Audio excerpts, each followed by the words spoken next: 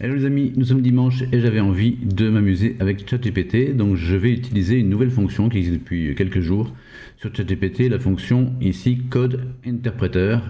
C'est une fonction à laquelle vous pouvez avoir accès seulement si vous avez un compte payant sur ChatGPT. Voilà, donc je vais la valider ici. Donc là bien sûr elle est validée et je vais lui envoyer un prompt et un fichier zip. En fait, voici le prompt. Alors, je l'ai indiqué en anglais. On peut le faire en français. Je pense qu'en anglais, c'est plus efficace. Donc, je laisse en anglais. Mais je vais vous expliquer ce que je vais lui demander. Voilà.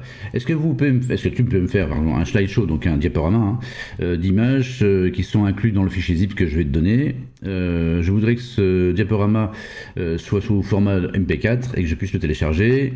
Utilise un fade in fade out, donc c'est un fondu enchaîné si vous voulez entre les photos comme transition.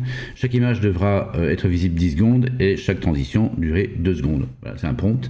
Et avec le petit plus ici, je vais lui fournir, car on peut maintenant fournir des fichiers à ChatGPT, je vais lui fournir mon petit fichier que j'ai prévu pour lui. Voilà, donc il est en train de télécharger le fichier zip qui contient les images que je veux qu'il utilise pour la création de la vidéo. J'envoie ma demande et il va m'expliquer ce qu'il fait. Donc là c'est en anglais bien sûr, donc il va extraire les images du fichier zip, il va générer le diaporama, il me répète en fait les consignes que je lui ai données et il commence. Il commence par donc dézipper les images et tout va être détaillé. Alors là c'est en anglais, bien sûr, vous pourrez le faire en français. Hein. Mais moi j'ai pas essayé encore en français, donc je préfère je sais que ça marche en anglais, donc je vais le laisser en anglais pour que vous puissiez voir toute la progression. Là, il me dit que le dossier que je lui ai envoyé contient 6 images. Et c'est le cas. J'aurais pu prendre un dossier de 100 images, mais ça aurait été beaucoup plus long pour la vidéo, donc j'ai vraiment préféré vous donner cet exemple-là. Alors il me dit, est-ce que je veux confirmer tout ça? Oui, je veux qu'il utilise tout ça, donc je vais dire yes.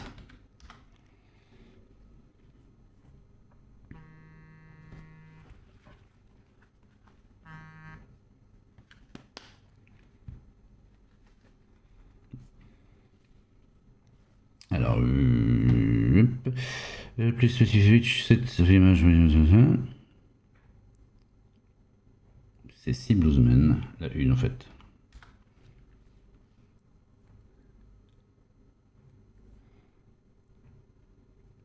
Alors, il devait y avoir des sous-dossiers dans mon dossier, je n'ai pas fait attention. Ah oui, il fait référence à des dossiers que je lui ai déjà envoyés avant pour préparer la vidéo, c'est ça en fait. Donc là je vais lui indiquer le bon dossier.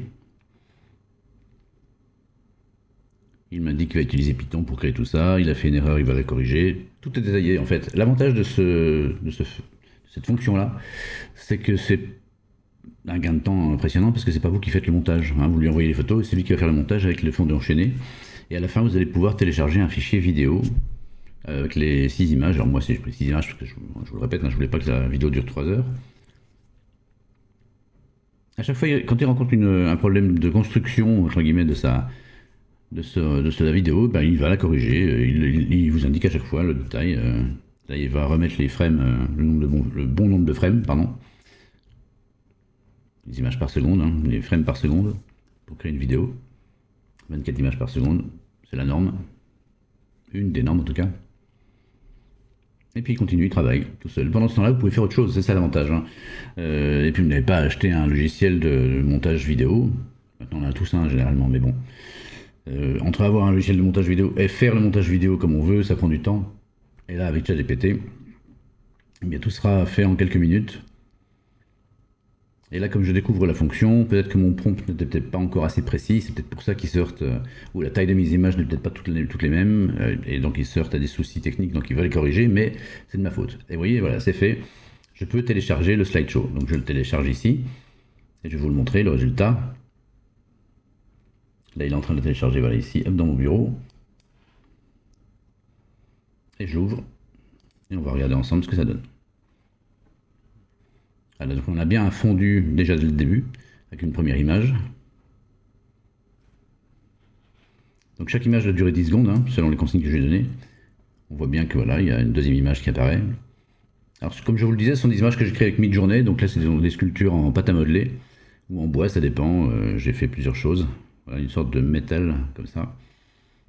Chaque fois un bluesman qui joue de la guitare. Et le slideshow s'est fait en quelques minutes, vous voyez. Donc c'est quand même assez impressionnant, d'autant que là, encore une fois, si j'avais voulu le faire avec 100 images, ça aurait été plus long, mais j'aurais pu faire autre chose à la place, j'avais pas besoin de faire ce montage moi-même. Donc c'est quand même vachement sympa pour gagner du temps.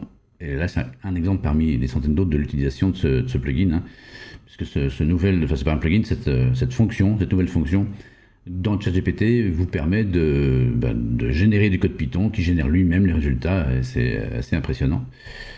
Donc voilà, là c'est une sculpture en bois, vous voyez, et ça tourne, alors ça tourne pas en boucle parce que je l'ai pas mis en boucle dans mon lecteur vidéo, mais j'aurais pu ici le faire, ça tournerait en boucle, on verrait les mêmes choses, etc. Donc voilà, c'était la petite vidéo du dimanche qui n'avait aucun rapport avec l'harmonica. Amusez-vous bien les amis, bye bye.